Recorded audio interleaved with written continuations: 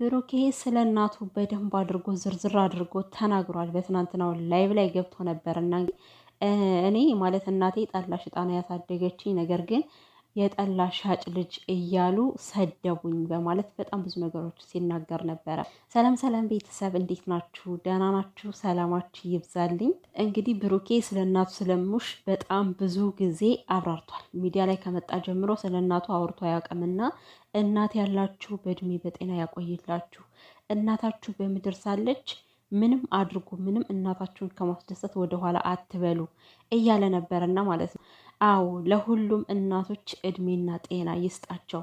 እናት የፈለገ ፍቅራችን ብንገልጽላት በፈለገው ቃል ብናቆላጵሳትም ቃል የሚገልጻት አይደለችም። እናት ማለት ቃል አይገልጻትም በአጠቃላይ እና እድሜና ጤና ለእናቶቻችን። እና ደግሞ በትናንት በተፈጠረው ኤፍሬም ብሩኬ ደበደበኝ የገዛ ባልሽ ደበደበኝ ብሎ ነበር ለሀይሚ ሲያወራ የነበረውና ማለት ነው። ስለዚህ አንዳንዶቻችሁ አሁን ብሩኬ ደብድቦት ከሆነ እኛ ምን ልንሆን ነው አያደርገውም ብለን እየተከራከርን ደብድቦት ከሆነ በጣም ነው የሚያሳፍረው ያላችሁ ነበረና እያየዋችሁ ነበር በቲክቶክ በየቦታው እየተሰራጨ ስለሆነ እዛ ላይ ታያላችሁ የሰውን አመለካከት ማለት ነው። እንግዲህ ብሩኬን የምታውቁት ብሩኬ ያለ ምክንያት ሰውን እንደማይነካ ታውቃላችሁ። ይሄ ልጅ ቢነካው እንጂ ባይነካው አይደበድበውም።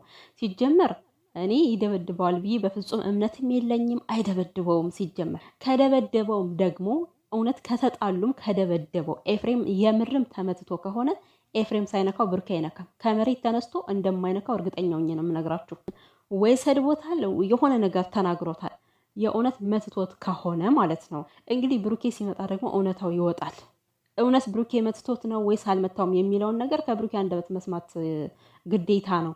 ኤፍሬም ሲጀመር የቁጭትና የእልክ የንዴት ነበር ሲናገር የነበረው። ጥጋበኛ ነው፣ ጠግቧል፣ ጥጋቡን መተንፈስ አለበት እያለ አስሬ ነበር ሲያወራ የነበረው። እና እኔ መትቶታል ብዬ አላምንም። ከብሩኬ አንደበት የሆነ ነገር መስማት ነው የምፈልገው። እና ስለ እናቱ ደግሞ ማለት ነው እንግዲህ የስራ ትርጉም የሌላቸው ማለት የስራ ትርጉም ያልገባቸው ስራ ማለት ምን ማለት እንደሆነ እንዴ ሰርቶ አደር የሚባለው እኮ ታዲያ በራሱ ተፍጨርጭሮ በራሱ የፈለገውን ነገር አድርጎ የሚያደርሰው ነው። እና እሙሽ ጠላ ሽጣ ልጆቿን ስላሳደገች ልጆቿ የጠላ ሻጭ ልጅ ተብለው መሰደብ አለባቸው? ይሄ ነውር ነው አይባልም ሲጀመርም። እና እናታችሁን የምታከብሩ ቢሆን ደግሞ እናንተ የሰውን እናት አትሳደቡም ነበር። ለዛውም እኮ ለሰው ብላችሁ ነው። ብሩኬና ሀይሚን አታውቋቸውም፣ አናቃቸውም። በነገራችን ላይ ሚዲያ ላይ ነው የምናውቃቸው፣ ሚዲያ ላይ ያለ ላይፋቸውን እንጂ ትክክለኛ ላይፋቸው ምን ይሁን ከካሜራ ጀርባ የሚያደርጉትን ነገር ማንም ሰው አያውቅም። ግን ካሜራ ባየው ብቻ ዘላችሁ የሰው እናት የሀይሚን እናት የምትሳደባላችሁ፣ የብሩኬንም እናት ትሳደባላችሁና አስፈላጊ አይደለም ይሄ ነገር። በተለይ በስራ በኩል ደግሞ ባትመጡ።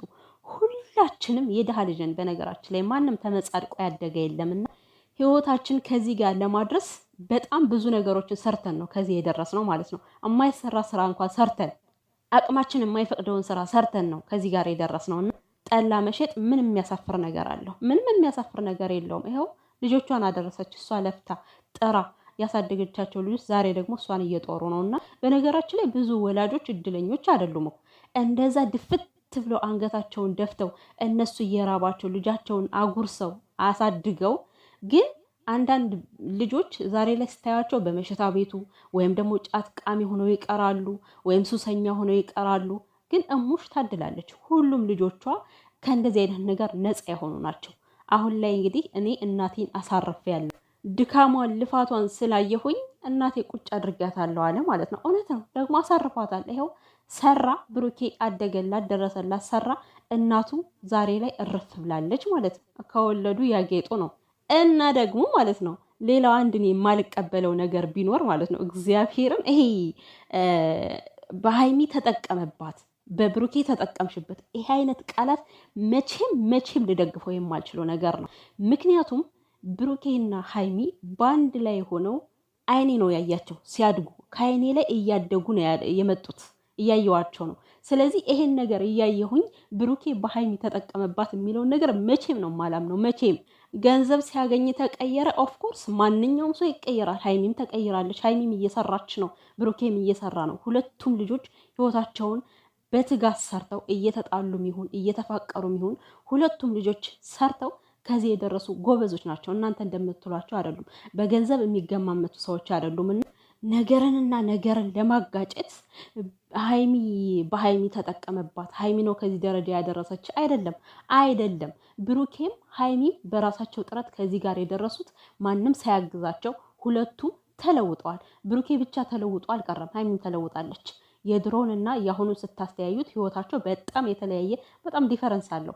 ስለዚህ እኔ እንደዚህ አይነት ነገር የምትናገሩ ሰዎች መቼም ነው የማልደግፈው። ምክንያቱም እኔ ውስጥ የፈቀደው ብቻ ነው መናገር የምፈልገው፣ የሚያስገድደኝም እንደዛ ነው እና ምክንያቱም እውነታው ይሄ ስለሆነ እና ከዚህ ጋር ማለት ነው አታሽቃብጭ ምናምን ለምትሉ የማሽቃብጥ ከሆነ በጣም ብዙ የሚያሽቃብጡ ዩቲዩበሮች አሉ። ሂዳችሁ ከዛ መስማት ትችላላችሁ። ከኔ ጋር ቁጭ ብላችሁ የኔን ወሬ መስማት አይጠበቅባችሁም። ሲጀመር እናንተ ሰዎች ለእኔ አታስፈልጉም። ገባችሁ አይደለም?